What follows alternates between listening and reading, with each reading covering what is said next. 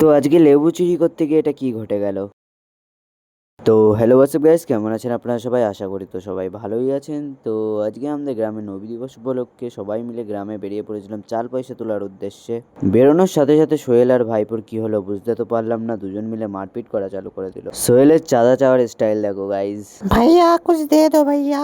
তারপর একটু ভাব মারতে মারতে দেখলাম যে হঠাৎ পানি হওয়া চালু হয়ে গেল। কি আর করা যাবে গাইস, এই পানির মধ্যে সবাই মিলে বেরিয়ে পড়লাম।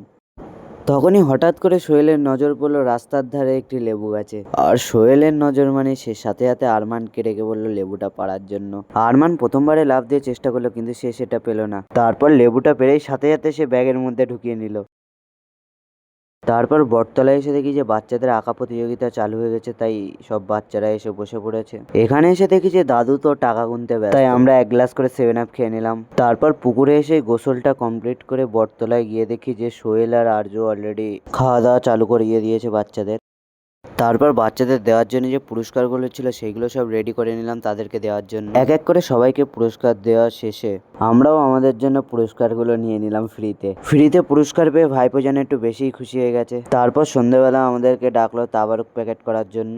ওখানে গিয়ে দেখি সবকিছু অলরেডি রেডি করাই আছে, তাই আমি ভাইপো আর বাকিরা সবাই মিলে বসে পড়লাম প্যাকেট করার জন্য।